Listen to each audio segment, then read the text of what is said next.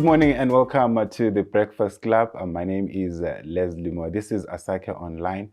In today's edition of the program, we're joined by the former Deputy Prime Minister of Zimbabwe, Professor Arthur Mutambara, who's here to talk about his latest book. It's quite a voluminous book, as you can see. It's titled Ideas and Solutions, Deputy Prime Minister and Beyond, in Search of the Elusive Zimbabwean Dream, an Autobiography of Thought Leadership. That's volume number 3. And welcome to the program, Professor. Thank you very much for this opportunity to share with your viewers. Let me, maybe before we discuss the book, let me just go to the title itself. It says Ideas and Solutions in Search of the Elusive Zimbabwean Dream. What is this Zimbabwean dream that you speak about? We've had many challenges since the advent of our independence around democracy, around the economy, around misgovernance, and so many other social, political ills in the country. So we're saying, why don't we find solutions to these problems? Why don't we have a peaceful, democratic, and prosperous Zimbabwe? That is the dream. And but we're saying we're sick and tired of describing problems and talking about problems. Why don't we work on ideas to solve the problem? Why don't we work on solutions to bring a new dispensation in Zimbabwe? But most significantly, we're saying the challenges we're experiencing in Zimbabwe are not just Zimbabwean, they're also across the continent. So when you say in search of the Zimbabwean dream, we're actually saying in search of the African dream. But more significantly, even further, these problems are also quite, all over the place in the global south. So we are saying, why don't we search for the global south ambition? That is the context. And how do you go about that? And what has been your contribution in terms of coming up with these ideas and solutions to the challenges that you have just highlighted? I was a student activist at the University of Zimbabwe, 89-90. Actually 89-90. So, my generation and generations before us and after have been trying to make a difference. And that's why it's actually 3 volumes. So volume 1 starts from about 83 to 2002. And second volume starts from 2002 to 2009. And this current volume is from 2009 to 2023. So 40 years of my involvement with others. And we're trying to explore these views. In the final volume, we're concentrating on what are the answers. National vision, national brand, integration, continental integration, Pan-Africanism, technology, the 4th industrial revolution. So we're exploring the solutions to our circumstances as Zimbabweans. And also remember, no one else is going to come and save us. We are the ones we've been waiting for. We must be masters of our own destiny. And that destiny can be defined by the crafting of solutions that will bring up a peaceful, prosperous, and democratic Zimbabwe. So if someone really wants to get into your thoughts in terms of you outlining the challenges that we faced in the last 43 years, do they really need to get all the 3 books, or maybe you summarize some of the issues in all the 3 books? Yeah. Another secondary agenda we are pursuing is the issue of documentation, the issue of writing history. We are saying Africans must have agency in the writing of history of the continent, in the development of the narratives of the continent. We can't let Europe and America be the people who write our history.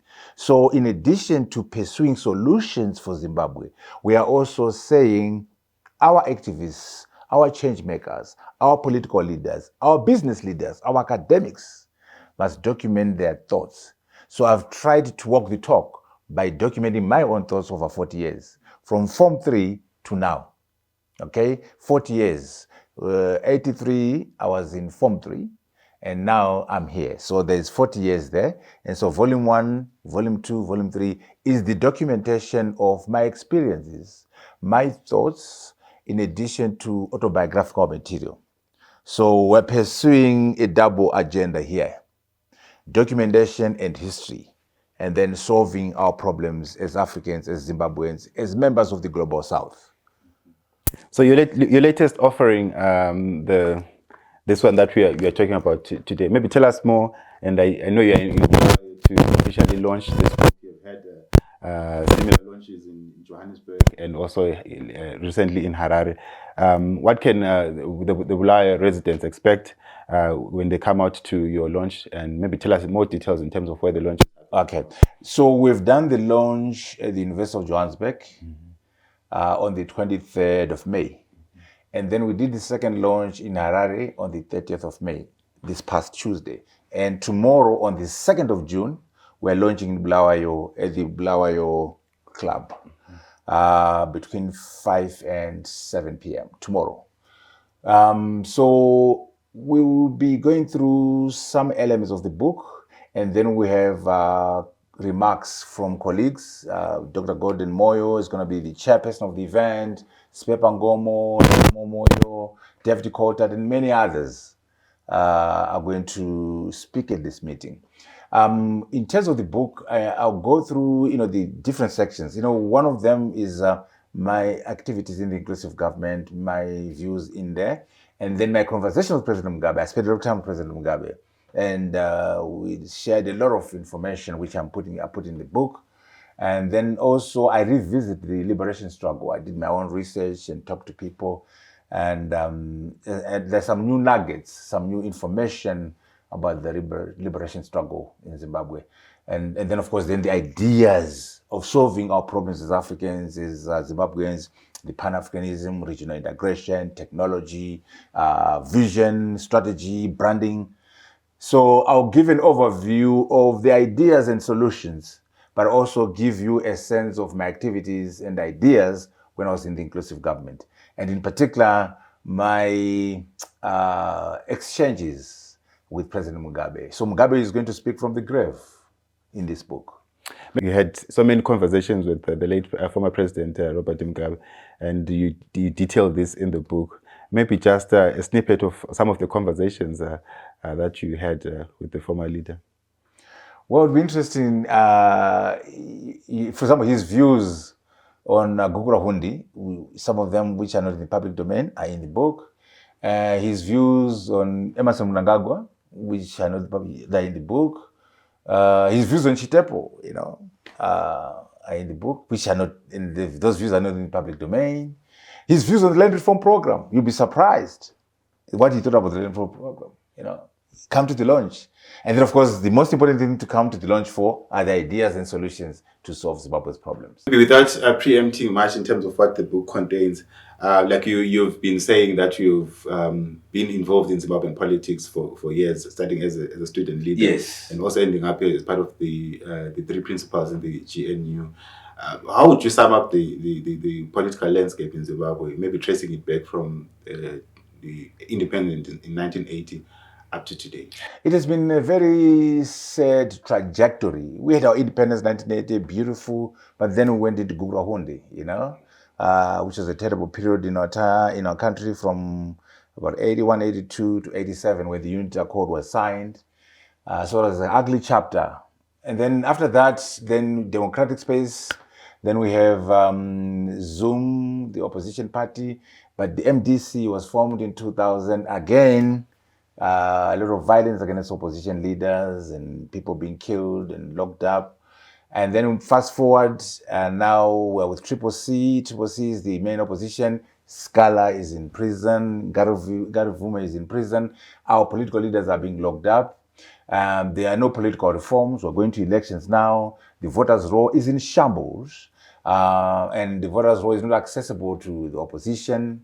And so there's the closing down of the democratic space. Just yesterday, the patriotic, bill was passed. PVO bill was passed. So again, you can see that we are moving away from democratic practice, and authoritarianism is being, strengthened in the country.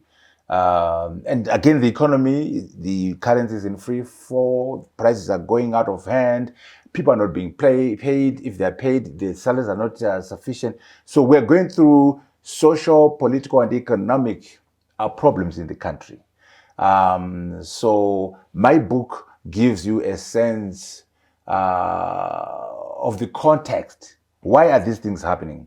Why are we in trouble in terms of the economy? Why is our politics, disturbed as it is. So by reading my book, you'll be able to understand the reasons why these things are going on, and then also understand how we can try to move out of this situation. But the issues that you mentioned, I think, seems like it's a similar pattern. We have had a change in government in 2017, but the issues that you're mentioning have been happening. There was no change of government in 2017. It was continuation of the same system. Mugabe was a leader in a system which is corrupt, undemocratic, and authoritarian. So we removed Mugabe but kept the system. So the Mugabeism, or the culture of authoritarianism, continued. And most once we have a coup d'etat, you can't build a democracy on the foundation of a coup d'etat. The election in 2028 was fraudulent. And so basically the government in Zimbabwe is rooted in the coup d'etat. The foundation of this government is a coup d'etat. And we're going to an election now with leaders who've been produced by a coup d'etat. So nothing changed in 2017. There's no new dispensation in Zimbabwe. There's no second republic in Zimbabwe. It's a continuation of the same corrupt and incompetent first republic of Mugabe with different actors in place. So there could have been an opportunity in 2017, but it was lost. The opportunity was squandered because it was just a change in the leadership of one political party, but not a change of the system. But do you feel 23 August 2023 is another opportunity? But considering that you mentioned that the voter story is in shambles, the democratic space is shrinking. And political leaders are in prison. Yes. So do you feel that is an opportunity? No, not really, because there are no political reforms. The voters' roll is in shambles. The democratic space has been shut down. The opposition does not have a free play in terms of their campaigning. So I'm rather pessimistic, given the history of this country and the rigging of elections anyway. Nothing has been put in place to mitigate rigging. And so I am very doubtful, and I talk about it in my book, that this year will be the delivery of the promised land. No, we are not there yet. There's still more work to be done to make Zimbabwe a peaceful, democratic, and prosperous nation. But it can be done. That's why I'm pushing solutions and ideas in that pursuit. But also, some people have criticized the opposition to say, especially the mainstream opposition, the Triple C, that they're not doing enough. Right now they're still yet to even to unveil their candidates, their election manifesto, and people feel that there is little time in terms of them articulating their issues, especially to the electorate before we go to the polls. The opposition Triple C are working within a very difficult situation. Their context is very difficult. And I have a lot of respect for them as a political party. I have a lot of respect for President Chamisa because the odds are stacked against them. And so I think they're doing very well, given the contradictions, given the hardships under which they're operating. And so I must start by giving them credit and respecting their work.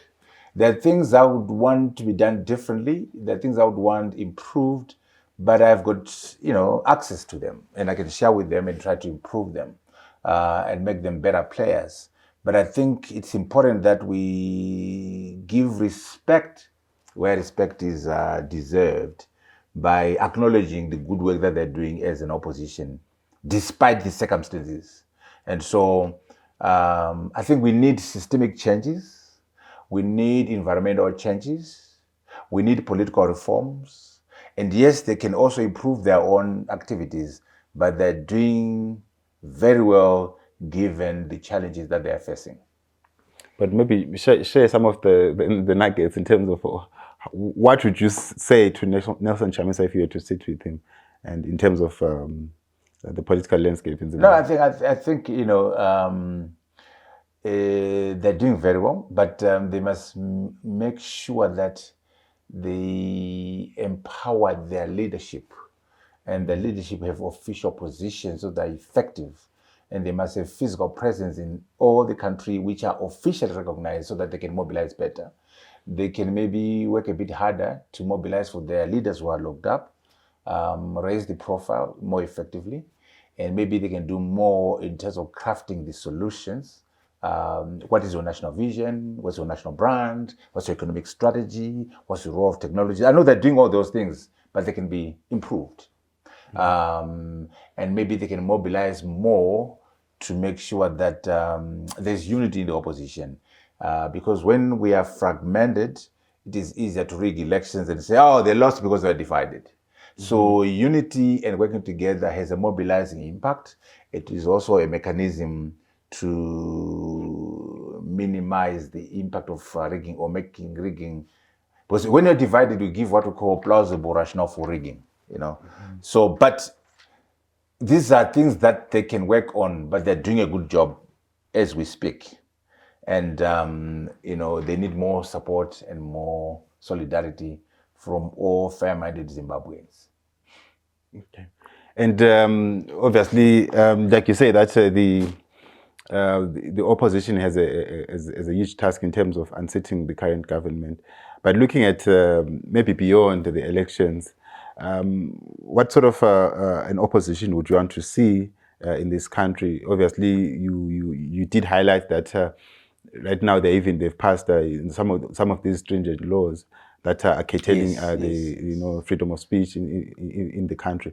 But maybe looking beyond the 2023 elections, what you would want to see in terms of us getting to where you want us to be and achieving the Zimbabwean dream that you mentioned in your book. Certainly, these laws that are retrogressive must be fought because these laws are destroying the democratic space.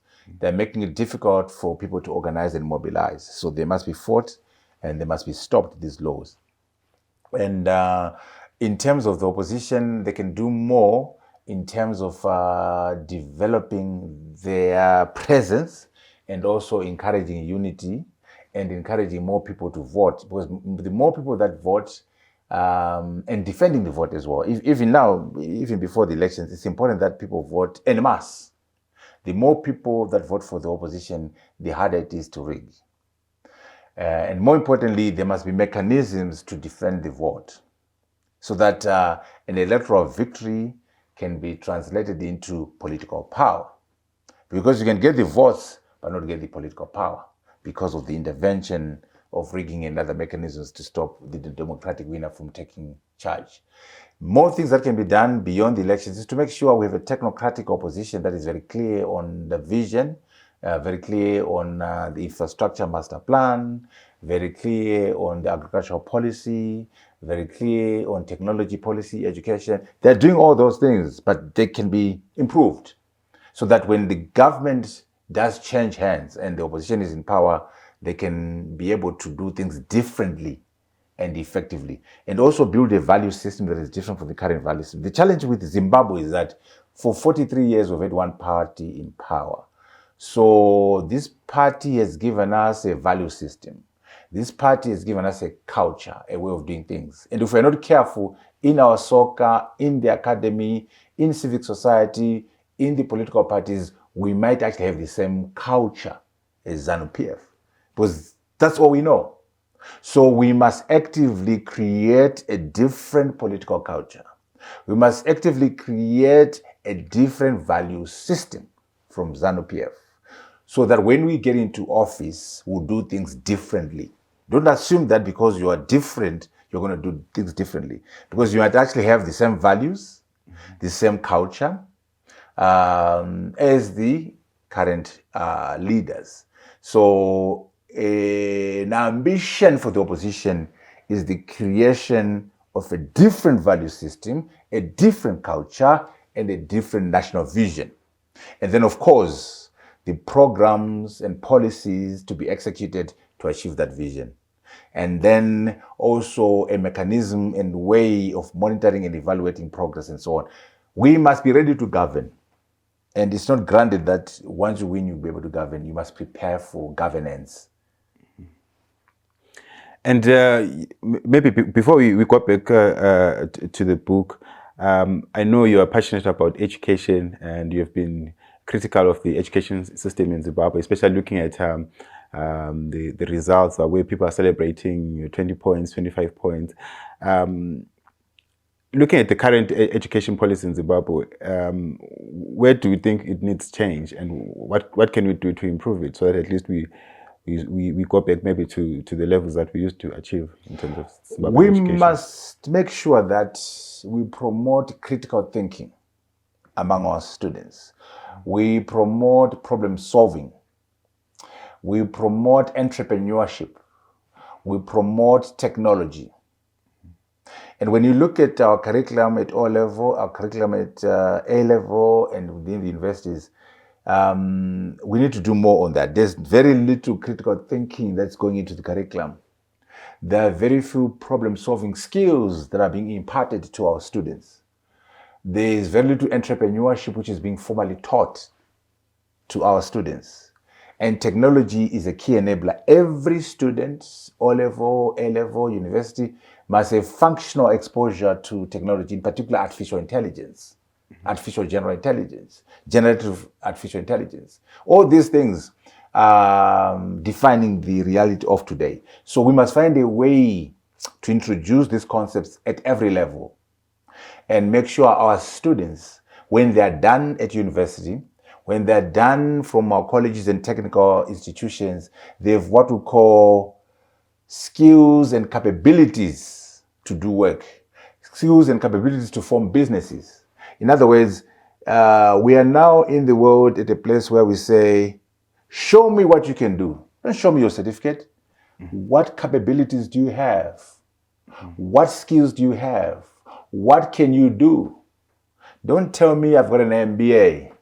Don't tell me I've got a BSc or a BA or a PhD. Demonstrate to me your capabilities. Demonstrate to me your skills.